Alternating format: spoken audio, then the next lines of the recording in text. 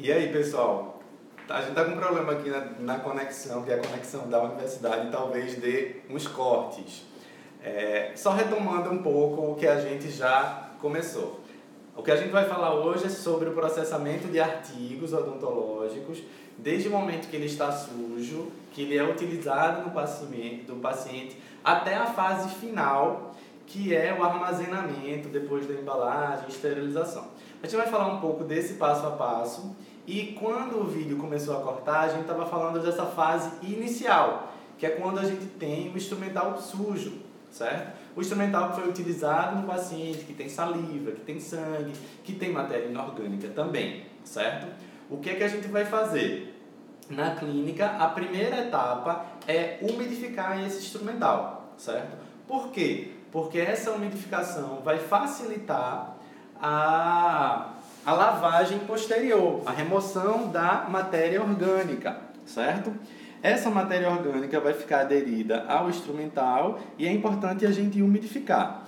Lá na clínica, assim que o instrumental estiver sujo, vocês vão envolver esse instrumental com o papel filme, esse plástico, e realizar o transporte para a central de esterilização. Para iniciarmos o processo de esterilização, é importante que o operador esteja munido dos equipamentos de proteção individual. Primeiramente, o jaleco. Então, o operador ele vai estar com o jaleco, lembrando que esse jaleco é de manga longa, gola de padre, e em seguida a gente vai fazer o passo a passo dos equipamentos de proteção individual. Depois do jaleco, a gente vai colocar a máscara, certo? O equipamento de proteção respiratória. Nesse caso, Rodrigo vai usar aí uma máscara PFF2, que é aquela máscara que tem uma capacidade de proteção maior, ela protege contra a tuberculose e é considerado de fato como um equipamento de proteção respiratória, porque ele consegue proteger para os aerosóis, né? Diferentemente da máscara, que é a máscara cirúrgica. A máscara cirúrgica não consegue proteger para os aerosóis, aí a gente está vendo a colocação do EPI, feito por Rodrigo, ele fazendo essa adaptação, certo? No equipamento. Depois disso, a gente vai fazer a colocação do óculos de proteção, né? Óculos de proteção, o próximo EPI para fazer a proteção dos olhos, gorro, nesse caso a gente vai utilizar um gorro descartável, que é preferível em relação ao gorro reutilizável.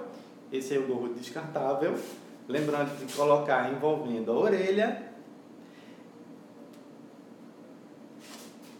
E como a gente vai realizar a lavagem de instrumentais, é importante também que se coloque um avental impermeável, certo? Esse avental ele vai auxiliar, vai impedir que o seu jaleco ele se molhe durante a lavagem, certo? Eu vou ajudar Rodrigo aqui a poder prender esse avental para a gente iniciar o processo de esterilização. Lembrando que o último equipamento de proteção vai ser a luva de borracha grossa, certo? Essa luva de borracha grossa, ela é importante porque nesse processo pode haver uma possibilidade de exposição do profissional a um possível acidente.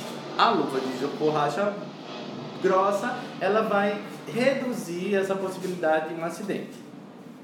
Está perguntando aí onde é que vende esse tipo de avental. Então, esse avental, que é um avental impermeável, vende em casas de produtos para profissionais. Em Recife, tem um local que vende essas grandes magazines, essas grandes lojas. Um exemplo disso é Atacadão dos Presentes, Ferreira Costa, lojas que vendem produtos de uma forma geral, certo? Uma vez paramentados, está aí Rodrigo todo paramentado, a gente vai iniciar com a primeira etapa da limpeza, certo? A primeira etapa da limpeza vai ser a pré-lavagem. A pré-lavagem consiste na colocação desse instrumental no detergente enzimático, certo? o detergente enzimático ele precisa ser utilizado conforme as indicações do fabricante. Vou pedir para João Paulo chegar um pouquinho mais perto para mostrar para vocês, certo? Então, esse detergente enzimático ele deve ser utilizado da seguinte forma. Rodrigo, é bom você colocar dentro do recipiente. Então, o detergente enzimático ele precisa ser diluído. Para isso, a gente vai precisar de um recipiente com tampa. Essa diluição vai depender do fabricante, certo? Para esse fabricante que a gente está vendo, a gente vai utilizar 4 ml para cada litro. O detergente enzimático ele tem a função de dissolver a matéria orgânica pelas enzimas que a gente tem nesse produto, certo? A próxima etapa, então, depois de diluir o produto em água, é colocar esse instrumental imerso nessa solução. Essa solução vai ser o detergente enzimático diluído pelo tempo recomendado pelo fabricante. Para esse produto que a gente está vendo, o Endosime, é de 2 minutos. Rodrigo, coloca um pouquinho mais para cá para a gente ver que ele está completamente imerso. Estando completamente imerso, a gente vai tampar essa solução e aguardar o tempo de ação do detergente enzimático. O detergente enzimático, ele não pode ser reutilizado, certo? Então, se você vai ter muitos instrumentais e quer utilizar em muitos instrumentais, aproveita para utilizar uma vez. A gente tem uma pergunta aqui. É verdade que se deixar o material mais tempo que o necessário, as enzimas acabam? O que acontece é, quando a gente deixa mais tempo que o recomendado, essa solução ela começa a funcionar como um meio de cultura. Então, o que seria bom para dissolver a matéria orgânica e a bactéria acaba sendo um meio para crescimento de micro-organismos. Então, a gente tem que respeitar bem esse tempo de utilização do detergente enzimático. Então, se a gente decide reutilizar, a gente vai ter a noção que esse detergente enzimático já foi utilizado e a próxima vez que a gente vai utilizar, as enzimas já vão ter sido dissolvidas, a maior parte delas. Então, é importante a gente descartar esse detergente. No consultório, o descarte ele pode ser realizado na própria cuspideira. Como ele ainda tem enzimas funcionando, esse detergente vai funcionar também para dissolver a matéria orgânica de sangue ou de saliva presente na mangueira de sucção da cuspideira, ou também a gente pode utilizar no sugador, certo?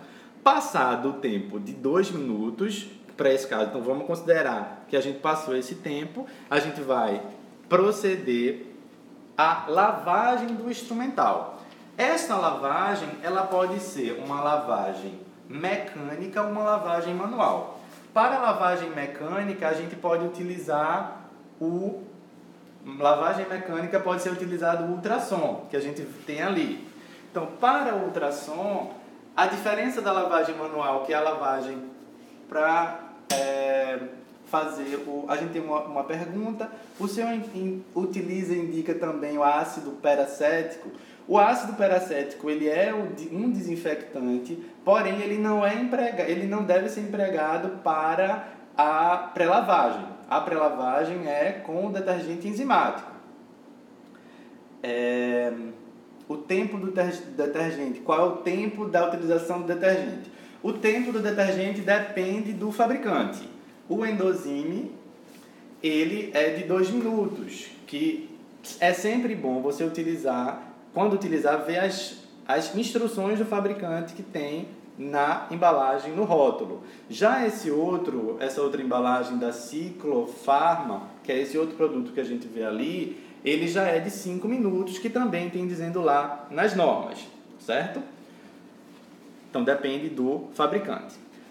Feita a pré-lavagem, que é importante para a remoção da matéria orgânica, a gente parte para a lavagem propriamente dita. Se for uma lavagem mecânica, que é feita com ultrassom, a gente vai colocar o detergente enzimático na cuba ultrassônica, ligar e vai acontecer um processamento de vibração e essa sujeira vai começar a ser removida.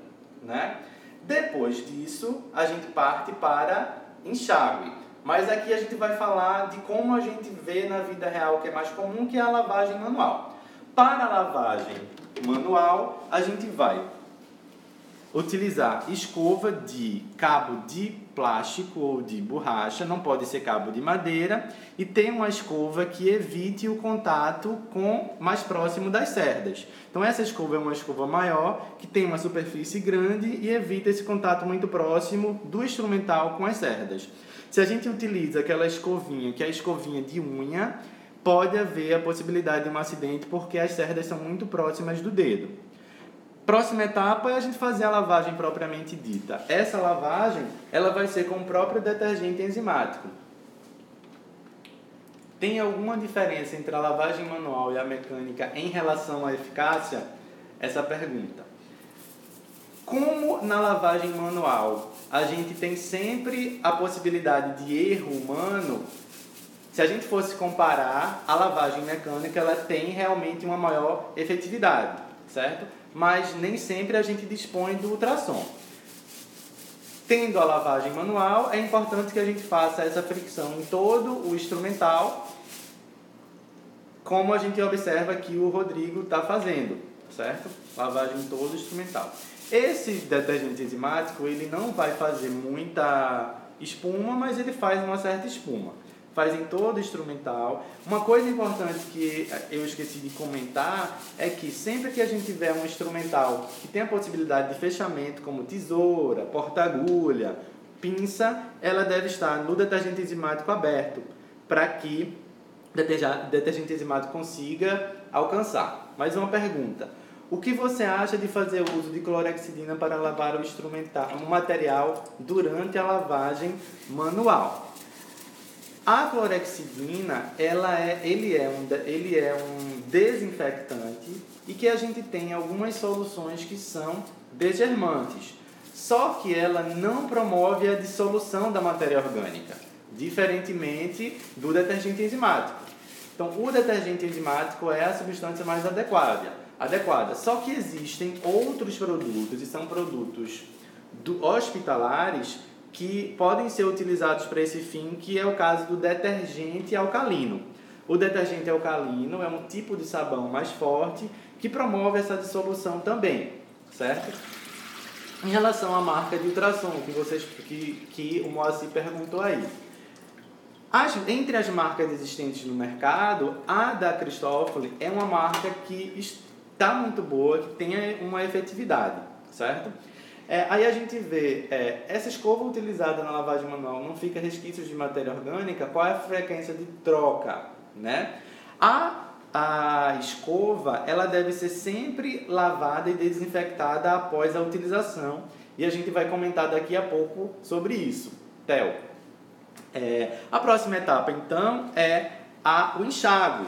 Então, para remover todo o detergente enzimático. A gente vai fazer o enxágue de todo o instrumental. A gente está fazendo só com esses dois instrumentais, como um exemplo, removendo todo o detergente enzimático. Esse detergente enzimático ele pode ser jogado na própria pia ou você pode descartar ele na cuspideira ou fazer a sucção no sugador, certo? Feita a remoção do detergente enzimático, que é esse enxágue, a gente parte para a secagem do instrumental. Essa secagem ela pode ser feita com papel toalha ou através da utilização de ar comprimido, sendo um ar purificado. Aí Rodrigo agora vai pegar como exemplo a tesoura para fazer essa secagem, certo? Fazendo a secagem com papel toalha. É importante nessa etapa que a secagem ela seja bem feita para evitar que haja a presença de substância, seja matéria orgânica ou seja resquícios do próprio detergente nesse instrumental. Porque se ficar algum detergente enzimático, pode impedir a passagem do vapor, certo? Considerando que a gente tem várias lavagens durante o dia. E vamos imaginar o seguinte, que essa foi a última lavagem que a gente está fazendo no consultório. Como é que a gente vai proceder em relação a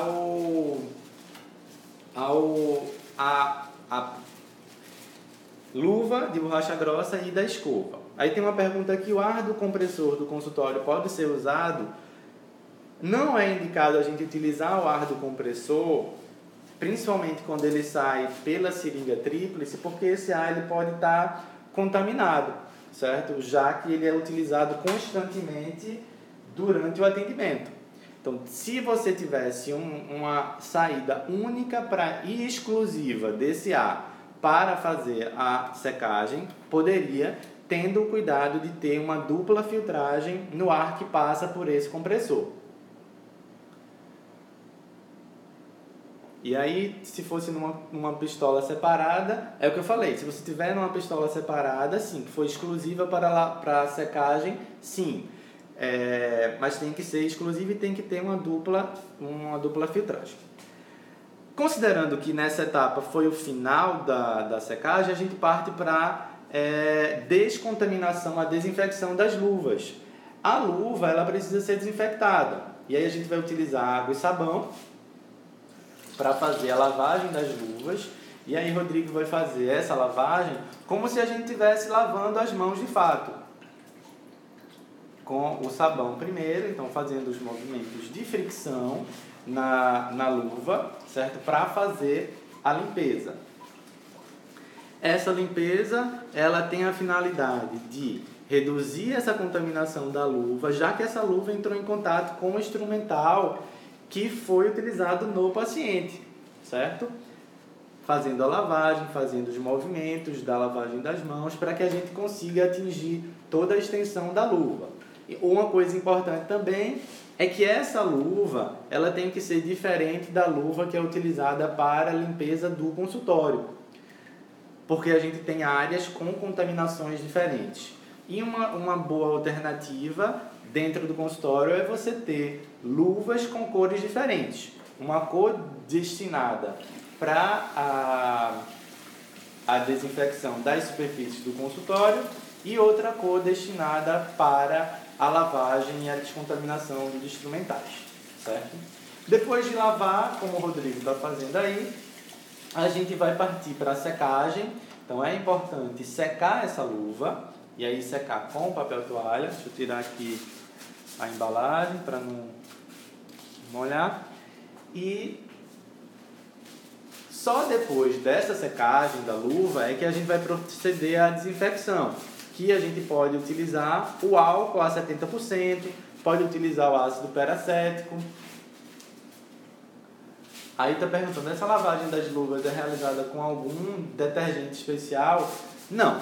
Se você quiser, você pode utilizar o detergente enzimático, mas tem que ser um detergente enzimático limpo, manipulado especificamente para essa lavagem, ou qualquer detergente indicado para a lavagem das mãos que tenha algum tipo de antisséptico, que você pode fazer tanto com detergente enzimático quanto com um detergente com antisséptico. Depois disso a gente vai colocar o álcool. Eu vou ajudar aqui Rodrigo. A gente pode utilizar ou o álcool 70 em líquido, certo? E aí a gente vai espalhar por toda a luva, ou então a gente pode utilizar em gel ou o ácido peracético. Isso aí vai depender do desinfectante que você tem lá no seu consultório ou na sua clínica. E aí a gente vai proceder à fricção em toda a luva para realizar essa desinfecção. Pode utilizar em gel? Pode. O problema é que você vai gastar muito. E o álcool em gel ele é mais caro do que o álcool líquido, certo? Aí a gente tem uma outra pergunta. E a escova podia ter lavado antes das luvas? Sim, certo? Essa é a sequência. Primeiro ele vai lavar a escova com água e sabão, que é o mesmo sabão. Pode ser um detergente enzimático novo ou detergente com antisséptico. Lavar, secar, colocar álcool e depois fazer o procedimento que Rodrigo fez, certo? Nas luvas. E aí, essa luva ele vai remover e vai esperar secar. É importante que a luva ela só possa ser guardada depois que ela estiver seca, certo? Porque existe o risco de você colocar essa luva, mesmo que depois desinfectada, ela pode provocar mofo porque ela ainda está úmida.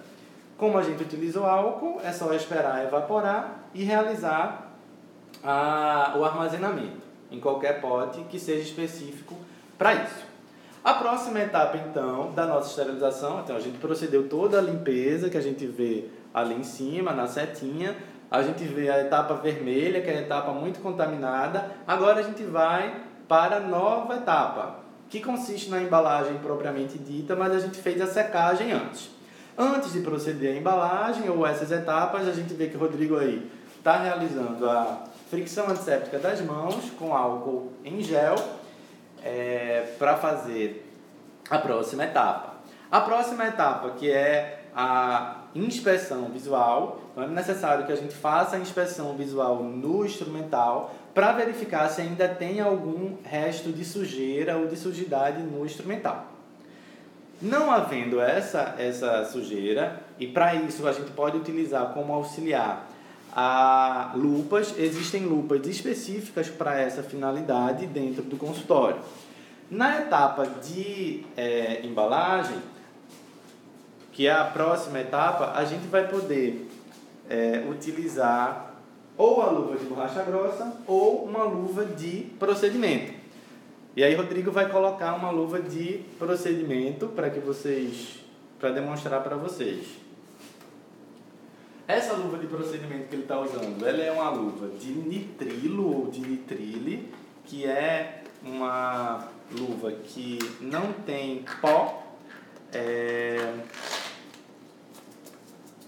Essa luva, com a utilização dessa luva, a gente pode não fazer a lavagem com água, porque como ela não tem pó, eu posso utilizar um método sem a presença da água, certo?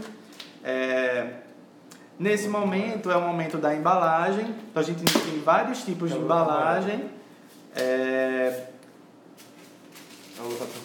O Rodrigo vai tentar colocar uma outra luva, acho que ainda estava úmida a sua mão por causa do álcool. E a gente tem, é importante que nesse momento a gente utilize luva. Aqui a gente vê vários tipos de embalagem. Então essa embalagem, que é o que a gente vai utilizar, é uma embalagem que de um lado a gente tem plástico, então aqui a gente tem plástico, e do outro lado a gente tem o papel grau cirúrgico, que é a embalagem que a gente vê que é mais comum no mercado. A gente pode ter essas embalagens que já vêm com uma parte autocolante ou embalagens que a gente tem no mercado que precisam do selamento com uma seladora, certo? Ele vem aberto dos dois lados e a gente tem que selar de um lado com a seladora, que a gente vai ver ali como é que funciona, e selar aqui também, certo? Essas embalagens pré-prontas, elas são mais práticas e é importante que a gente saiba que essa embalagem ela não pode ser reutilizada. Por que isso acontece?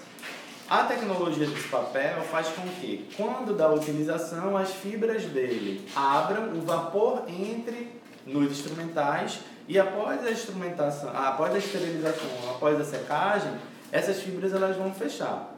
Mas isso não acontece na outra vez. A próxima vez que for esterilizado, as fibras vão abrir e não vão fechar mais. E a principal função da embalagem é você proteger o instrumental de uma nova contaminação, certo?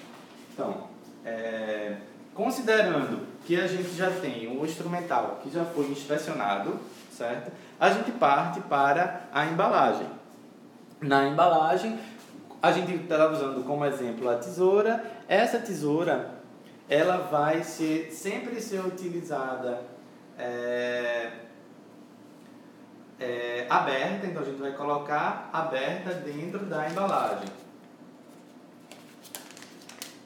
Aí o Rodrigo está colocando aberto dentro da embalagem, certo? cortou a parte que tinha a explicação dos tipos. Então a gente tem essa embalagem que o Rodrigo colocou, ela é uma embalagem que ela é autocolante. Ela tem uma parte lateral que você retira, que é como se fosse um adesivo, e quando dobra, ela se autocola, a gente vai utilizar daqui a pouco. A outra embalagem é uma embalagem que vem em rolo. Então nesse rolo você corta a quantidade que você vai precisar e vai fazer o selamento dos dois lados, utilizando a seladora. Não utilizei ainda não, Rodrigo. Outra aqui. Tem embalagens que precisam de seladora, beleza, Milena. Muito obrigado aí pela ajuda. Vamos ali na embalagem. Então, aquela embalagem que Rodrigo colocou, pega ali, Rodrigo, que Rodrigo colocou, a gente vê que essa embalagem ela tem um método de monitoramento, que é isso aí que ele está apontando. É um monitoramento químico. O que é isso? Quando no autoclave esse instrumental atingir a temperatura de esterilização, esse local onde tem aí verde escuro, vapor, vai mudar de cor. Então é uma forma de a gente verificar que houve essa mudança. Uma outra forma de a gente identificar, isso aí é para um outro tipo de esterilização. Se você não tiver essa embalagem, se você utilizar o rolo de papel e realizar a embalagem, é importante lembrar que essa embalagem ela tem que ter registro da Anvisa, como o Rodrigo está mostrando aí. Mas se você comprar um rolo de papel, só o papel, e fizer a embalagem, você pode fazer esse monitoramento de processo com a fita para autoclave. A fita para autoclave é essa fita que parece uma fita crepe, que está aí do lado, Rodrigo, para mostrar ao pessoal, que ela tem umas listras. E quando a gente levar para a esterilização, essas listras vão mudar de cor. Pergunta. Eu estou pensando... De quem é essa pergunta? Do Adriano. Eu estou pensando em fazer um carimbo com a minha identificação, tipo nome e espaço para colocar o período da faculdade. Minha dúvida é se a tinta carimbo pode interferir em alguma parte do processo. Adriano, essa tinta que é utilizada, teoricamente, tem que ser uma tinta que seja regulamentada e que o fabricante diga que não interfere durante a esterilização. E para isso você tem que entrar em contato com o fabricante da tinta para saber se ela é tóxica ou se durante o processo de submissão dessa tinta a altas temperaturas, se essa tinta ela vai passar para o instrumental, certo? Perguntaram aí sobre a luva, né? Qual foi a pergunta? Foi a pergunta de Danilo antes. Essa luva só pode ser de nitrilo? Não. Pode ser qualquer luva de procedimento. A gente está demonstrando com a de nitrilo ou de nitrile porque ela é sem pó e a gente pode fazer a fricção antisséptica sem a necessidade de utilização da água, certo? Vamos lá. Em relação a esse carimbo, a dúvida do carimbo, uma alternativa para o carimbo é colocar um adesivo em vez do carimbo, certo? Então vamos lá. A gente tem esse monitoramento do processo que fica na embalagem. Pega ali, Rodrigo. E aí é necessário que a gente também coloque uma forma de monitorar esse processo de esterilização dentro da embalagem. E aí existem os monitoradores químicos que são integradores. Esses integradores, eles são utilizados dentro da embalagem, certo? Qual é a melhor forma de identificação? Caneta ou outro tipo e qual? A melhor seria o adesivo, certo? Que a gente coloca esse adesivo por fora. Então, o Rodrigo vai pegar um desses dois integradores, vai pegar esse Steam Plus. Podem ir junto. Kits clínicos podem ir junto com a bandeja? Pode sim, certo? Você coloca junto com a bandeja, não tem problema. Ou pode fazer separado. Isso aí vai depender da clínica. Vamos lá. Aí coloca o monitorador dentro da embalagem. Então, a Organização Mundial de Saúde e também o CDC, que é o Centro de Controle e Prevenção de Doenças dos Estados Unidos, que tem normas que regulamentam a esterilização, diz que é necessário que a gente tenha um monitorador dentro da embalagem para confirmar que o vapor realmente entrou, certo? Então aí você vai tirar o adesivo e realizar o selamento da embalagem. Então você tira o adesivo, como o Rodrigo está fazendo aí. Essa é aquela embalagem que ela é autocolante. E aí você vai dobrar para realizar o selamento. Pergunta: o ideal é que a bandeja esteja virada com os instrumentais para o lado do papel. Isso. Então, como a gente sabe que a bandeja, o lado que vai entrar o vapor é o papel, o ideal é que este papel fique em contato com os instrumentais, para permitir que o vapor entre de uma forma mais fácil nesses instrumentais.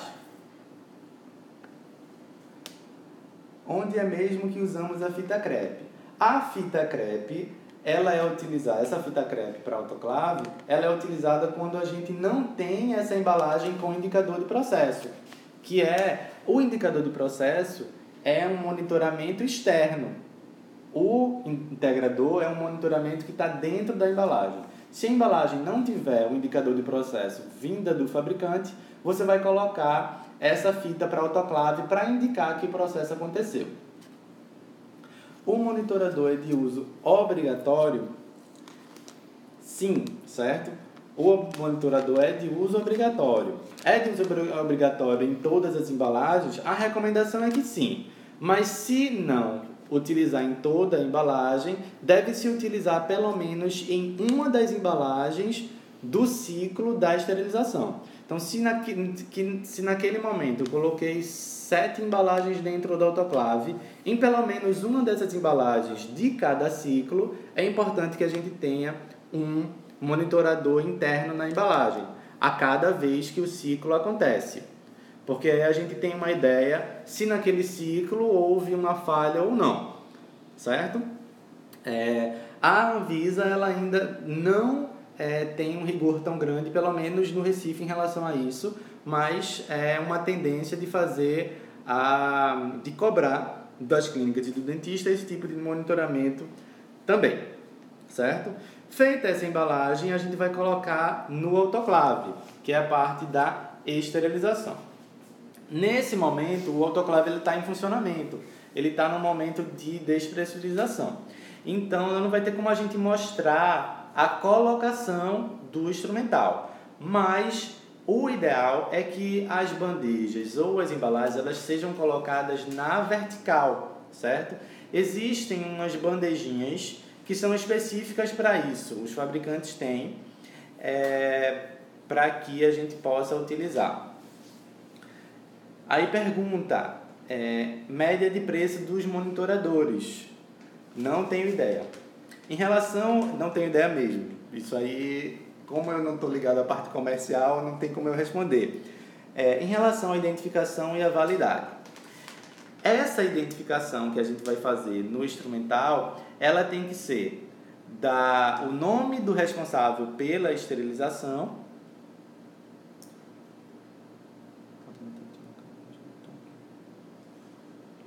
tá, então volta aqui. Tá perguntando se em relação à identificação. Tá. Essa embalagem ela precisa ser identificada. Então, no outro lado, a gente pode colocar um adesivo, certo? Ou fazer a identificação, escrever na embalagem no local que não está em contato com o instrumental. E aí a gente vai colocar, no caso, como é Rodrigo responsável pela esterilização, ele vai colocar o nome dele, a data de esterilização e a data de validade. Na maior parte dos locais do Brasil, esse tempo é de 7 dias, certo? De 7 dias, para que a gente tenha a validade. Em alguns locais do Brasil é de 15 e aí é necessário fazer uma consulta à Anvisa do estado, certo? De cada estado.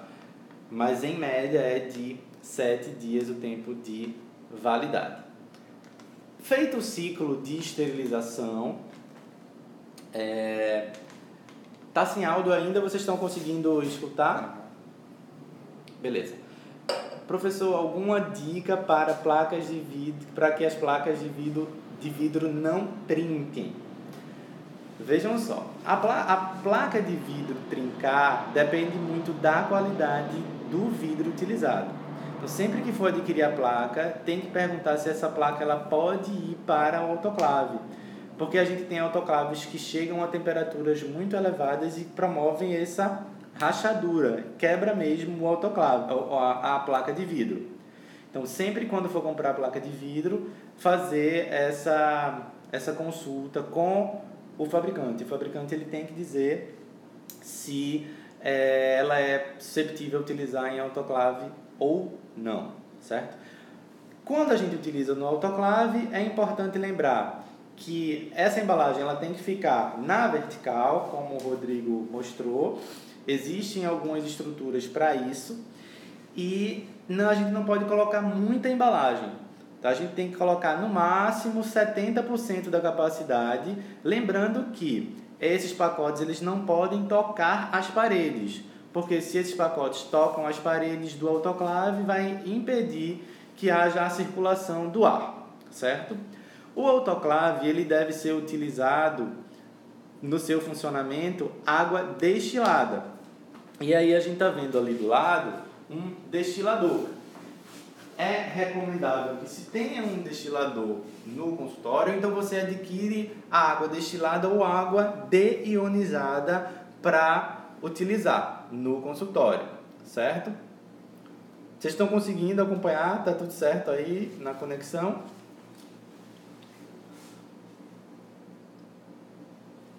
Perguntando, só pode ser colocado na vertical, em uma outra posição também serve. Se você não tiver o dispositivo para colocar a embalagem na vertical, você pode colocar na horizontal, tendo cuidado dos pacotes eles não serem colocados um em cima dos outros.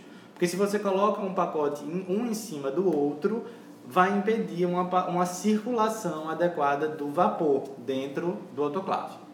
Então, voltando, a gente tem que colocar a quantidade de água recomendada pelo fabricante. Geralmente ele vem com um medidor e dependendo da capacidade do autoclave, você vai colocar a quantidade de água. A água pode ser destilada ou deionizada. Você pode ter um destilador ou você pode adquirir a água em casas de produtos odontológicos. A água deionizada que também pode ser utilizada.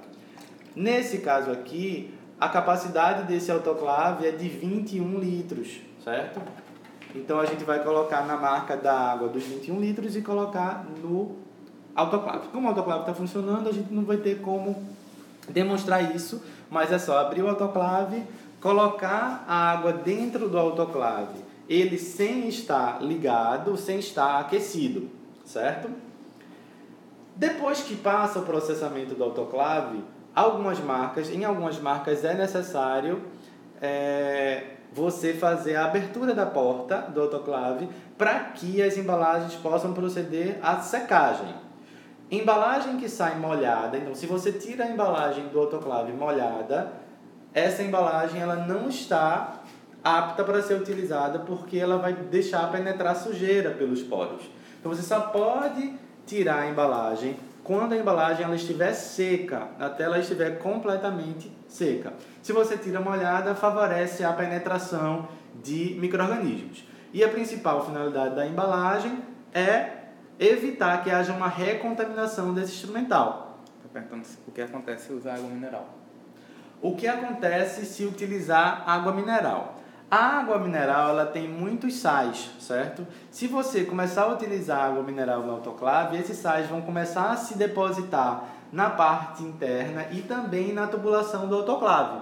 E com isso, com o passar do tempo, pode estragar, pode ocorrer oxidação e também impedir que haja um bom vedamento da porta do autoclave, certo? Isso que acontece quando usa água mineral. Portanto, tem que colocar a água destilada ou a água deionizada. Aqui a gente tem, considerando que o processo de autoclavagem aconteceu, secou, aqui a gente está mostrando uma embalagem que já está esterilizada, certo?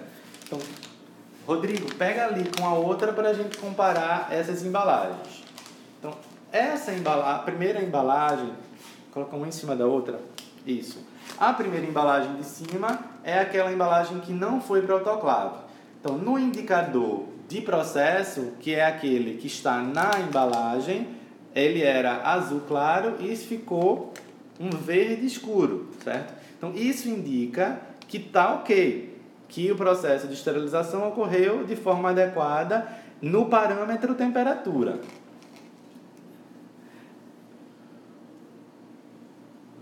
Aí pergunta, utilizar água mineral ou torneira pode oxidar o material também? Pode sim.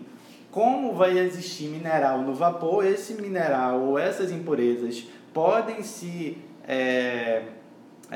aderir ao instrumental e com isso ter um instrumental manchado. Então, quando você faz a esterilização e quando esse instrumental sai, ele sai manchado, pode ser a água que tem impureza, a água mineral pode acontecer isso, a água da torneira, ou pode ser que você deixou molhado o instrumental ou presença de detergente enzimático. E se tiver manchado, nessas áreas de mancha não ocorreu bem a esterilização. Nesses casos tem que fazer todo o reprocessamento novamente. Então a gente vê ali o instrumental, a embalagem externa, houve a mudança de cor.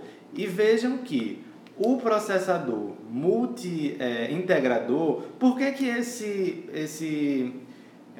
essa forma de monitorização interna é integrador? Porque essa embalagenzinha, ela tem uma confiabilidade maior. Além de temperatura, ele vai analisar o tempo e a pressão. E aí a gente consegue ver que após a esterilização, ele ficou todo azul.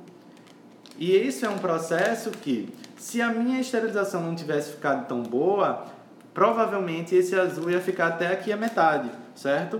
Para ser uma esterilização segura, esse azul ele tem que chegar até essa área do próprio monitorizador que está em azul, certo? Existem outras marcas de monitorizadores.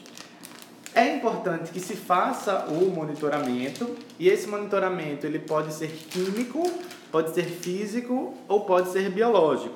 O monitoramento químico é pela utilização dos indicadores, né? Como a gente explicou. Então aqui a gente tem um outro tipo de indicador, que é um indicador químico também, que é o que a gente coloca na embalagem, coloca dentro da embalagem, que leva em consideração a pressão, temperatura e tempo também, certo? Só vai mudar a marca. De acordo com as orientações da Anvisa, além do monitoramento químico, é necessário fazer um monitoramento biológico. Esse monitoramento biológico, ele é feito uma vez por semana durante um processo de esterilização, certo? E aí a gente vê aqui, existe um tempo ideal para o indicador ficar totalmente azul? Não existe, porque depende da pressão. Então, se o autoclave tiver uma pressão diferente, a gente vai ter tempos diferentes também. Então, é muito variável de acordo com o fabricante. Cadê? O que é que mais? O Moacir está falando o que aí? Um dia faça um vídeo desses para lavagem e desinfecção do equipo. A gente vai fazer mais para frente. Vamos lá. O monitoramento biológico, ele é fundamental para a gente ter uma certeza de fato que essa esterilização aconteceu. Como é que funciona? A gente vai pegar uma ampola dessas, colocar na embalagem, no autoclave, e outra ampola delas vai servir de controle. Então a gente vai ter uma embalagem que vai para o autoclave, que é o que vai ser testado, e uma outra que a gente não vai esterilizar. Depois que essa que foi esterilizada sair da autoclave, a gente vai pegar as duas e colocar dentro de uma incubadora. Então, por que isso acontece? Porque dentro dessas ampolas existe um bacilo E esse bacilo, ele é um indicador de que o processo aconteceu ou não. Nessa incubadora, que vai ter tempo e pressão específicos, vai favorecer o crescimento de micro-organismos. Então, aqueles micro-organismos que crescerem são os micro-organismos da ampola que não foram para a esterilização. E vai ocorrer a mudança de cor. Se o autoclave tiver tudo ok, o teste não vai mudar de cor. Enquanto que o que não foi para o autoclave não muda de cor. Não, esse aí é da outra. A gente tem um outro teste aqui, que é da outra marca, certo? Esses testes biológicos a gente precisa fazer uma vez por semana, certo? Uma coisa importante é que todo o monitoramento ele deve ser feito e deve ser documentado. E aí a gente tem um sistema de monitorização. Esse sistema, no consultório, o dentista ele tem que anotar a data em que o monitoramento aconteceu e qual foi também o resultado e registrar aqui. Essa ampola do monitoramento biológico, ela tem aqui um adesivo, que também tem um monitorador químico nesse adesivo. Então, após o monitoramento, você vai tirar essa fitinha do teste e do controle e colar no seu livro de controle. Porque se a Anvisa chegar e perguntar cadê o seu controle das esterilizações, você tem tudo anotado. Quanto tempo é necessário guardar essas informações? De acordo com a Anvisa, o dentista ele tem que guardar essas informações por 5 anos como documentação, certo? 5 anos. Tem mais alguma pergunta aí? O bacilo geralmente... O bacilo é o bacilo Sterothermophilus, sim. O Sterothermophilus é o que é para o autoclave, tá certo? Aí, quando é que ocorre a mudança de cor no biológico? Então, a mudança de cor acontece quando eu tenho o micro-organismo crescendo dentro do monitoramento, da ampola. Se esse micro-organismo cresceu, é porque o autoclave não funcionou direito, certo? Então, se ele muda de cor, se ele muda de uma cor totalmente, é porque cresceu o micro-organismo ali dentro. Se isso acontecer, tem que ir o autoclave para manutenção na hora. Então, queria só repetir o teste biológico. Repetir o teste biológico. Vamos lá. O teste biológico... Cadê? Vamos lá.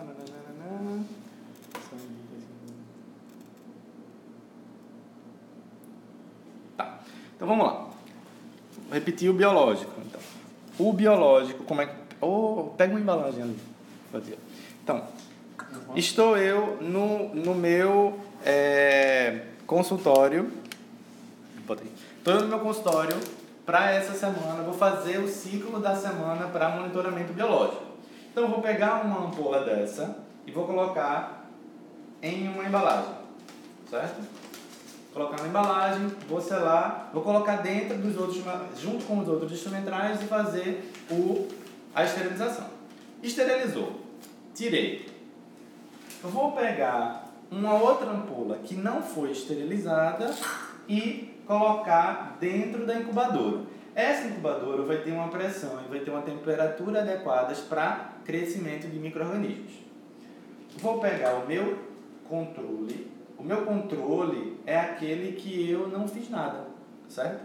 Então, simplesmente vou colocar aqui. E a gente tem que quebrar essa ampola aqui, tem que fazer esse movimento para que haja a liberação dos micro-organismos. Coloquei aqui. E vou colocar o meu teste aqui. Vai passar 24 horas ou 48 horas, dependendo do fabricante. Passou-se esse tempo. Tirei as minhas ampolas. Se essa ampola teste mudar de cor, se a ampola teste mudar de cor, o que vai acontecer? Se ela mudar de cor para um amarelo, por exemplo, é porque tem micro-organismo aqui dentro ainda. Ou seja, o autoclave não foi efetivo na esterilização.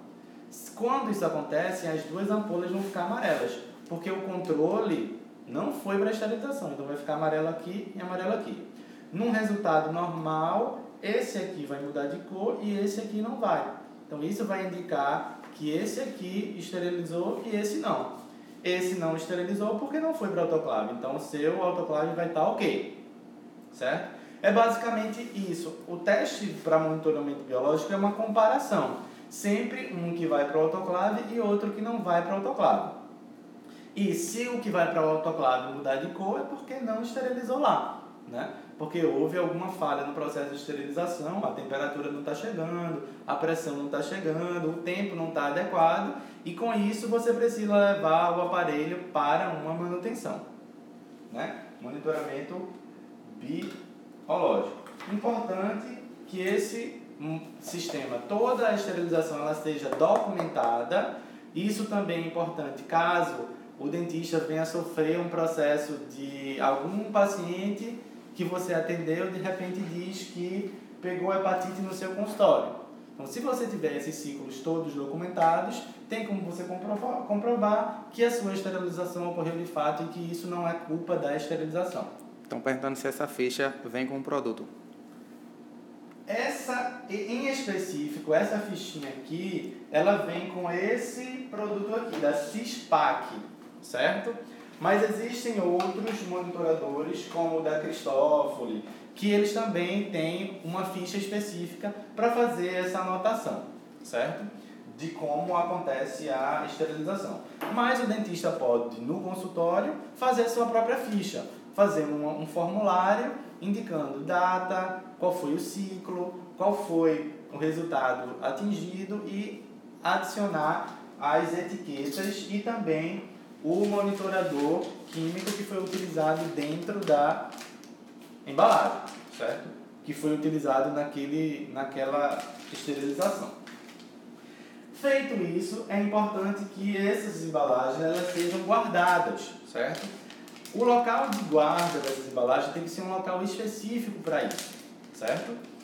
Um local fechado, que não tenha contato com a área de muita umidade, certo? Não pode ser perto de uma torneira para lavagem das mãos, por exemplo. Então ele tem que ficar guardado, não pode ficar em contato com o chão, tem que ser sempre em um local específico. E o tempo, de acordo com o Anvisa, é de 7 dias. Existem alguns locais onde a gente tem um controle maior da esterilização. Por exemplo, salas de esterilização de hospitais ou centrais de esterilização de clínicas que têm um volume muito grande e que têm uma certificação. Então, quando a gente tem uma central de material esterilizado que utiliza um autoclave a vácuo, que é diferente do autoclave gravitacional. Esse autoclave aqui, ele é um autoclave gravitacional. O vapor, ele age pela gravidade aqui dentro, enquanto que um autoclave hospitalar é através de vácuo. Então, essa esterilização do vácuo, ela tem uma confiabilidade maior, tem um resultado muito melhor. E por isso, para essas esterilizações com autoclave a vácuo, dependendo do local, se a gente tiver um controle muito grande, esse armazenamento ele pode chegar a 30 dias. Mas para autoclaves gravitacionais em consultório, o tempo ele é de 7 dias, certo? É importante que dentro do consultório a gente também siga esse esquema unidirecional dentro do consultório. Então, na hora de pensar na esterilização do consultório, a gente tem que pensar nisso também, como o instrumental sai da boca do paciente, como ele vai fazer o processo de esterilização até chegar novamente na boca do próximo paciente esterilizado, certo? Lembrando que dentro do consultório a gente tem que ter uma pia que seja específica para a lavagem dos instrumentais e outra pia que seja específica para a lavagem das mãos, para a limpeza das mãos. Uma coisa importante também é de quando eu utilizo a embalagem. A gente já sabe que não pode reutilizar porque essa embalagem ela não funciona uma segunda vez. Onde eu jogo? Eu vou jogar no lixo comum ou no lixo infectante. Assim que eu retiro essa embalagem, eu devo rasgar a embalagem e eu vou colocar no lixo comum, certo? Porque ele não tem, é um resíduo que não tem contato com secreção, não tem contato com sangue. Lixo comum, certo? Essa é a embalagem que a gente utiliza.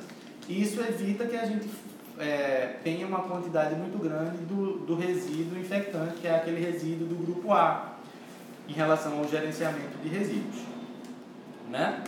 Então, essa aula foi uma aula para a gente tentar. Se tem mais alguma pergunta? Estão perguntando se mesmo se os instrumentais não forem lavados dentro do consultório, precisa de 2 pias?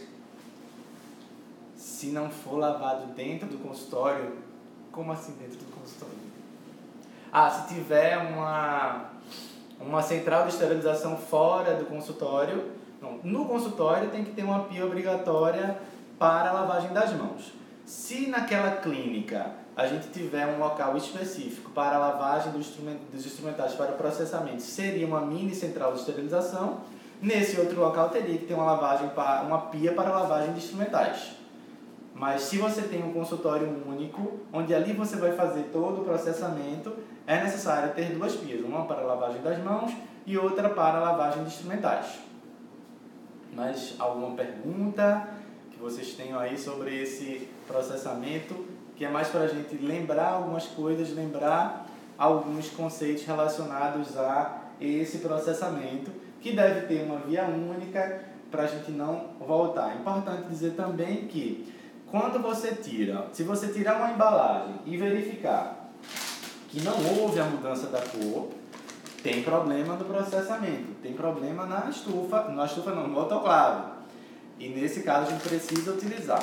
Já que eu falei na estufa, é importante falar que a estufa é um equipamento que está em desuso e a gente deve dar preferência à utilização do autoclave, que é mais seguro para a realização da esterilização. Certo? Mais alguma pergunta? Lembrar que esse aqui é o integrador, o monitoramento químico, a monitorização química. Então, essa sequência que a gente fez aqui na Combio, que é a Comissão de Biossegurança do curso de odontologia, essa central ela foi montada em parceria com a Cristófilo, certo? Mas a gente tem os outros equipamentos aqui que também mostram que existem outros fabricantes. Tem mais alguma pergunta em relação a esse processo de esterilização? Se tiverem, aproveitem. A gente já está aqui há 1 hora falando, acho que já é tempo suficiente. Se a gente passar mais tempo falando, já vai ser cansativo, o tempo de 1 hora já é suficiente. Queria agradecer a todo mundo que assistiu. A gente vai tentar programar outras coisas, outros temas para fazer essas transmissões ao vivo relacionadas à biossegurança e que tenham a ver com a atividade clínica do dentista. Beleza? Estão perguntando se na lavagem a máscara precisa ser a PFF2. Perguntando aí se na lavagem precisa ser a PFF2. Não necessariamente, certo? A gente utilizou aqui porque ela é uma máscara mais adequada, mas você pode utilizar a máscara cirúrgica sim. Se tiver que escolher entre as duas, a PFF2 ela é mais adequada porque ela oferece uma proteção maior. Mas não necessariamente precisa ser a PFF2. Você pode utilizar a máscara cirúrgica, lembrando que você vai utilizar e jogar fora. Terminou? Então, a gente vai encerrar aqui. Se vocês tiverem algumas outras perguntas, se lembrarem de alguma coisa, podem mandar através do próprio perfil da Odontologia Biosegura, que a gente vai tentar responder. Muito obrigado pela presença de vocês. Eu vi aí que teve ex-alunos que entraram na nossa conversa nesse dia sobre... Está perguntando o que é que acha das máscaras de pano, a moda. Está perguntando o que é que acha das máscaras de tecido, né? Máscara de tecido não oferece proteção nenhuma ou quase nenhuma proteção. Então essas máscaras elas não devem ser utilizadas. Máscara de tecido não tem nenhuma comprovação, não tem nenhuma certificação, não tem nenhuma autorização. Elas, além de não protegerem, elas favorecem o acúmulo de micro-organismos. Portanto, não devem ser utilizadas, devem ser abominadas do consultório odontológico. É uma prática do século passado, do século retrasado, que de repente retoma, mas que não deve ser utilizada. 40 segundos, Patrick. Beleza, então a gente já chegou no tempo do nosso vídeo. Agradeço a todo mundo, aos alunos, ex-alunos, pessoas que conhecem o perfil, que visitam. A gente vai tentar atualizar mais ele para deixar mais frequente. Vocês podem também dar ideias de publicações ou de dúvidas sobre publicações mandando para o nosso perfil também. Tá certo? Até mais. Foi muito bom. Até a próxima. E para os nossos alunos que vão fazer prova amanhã, estudem e boa sorte na prova. Tchau, tchau.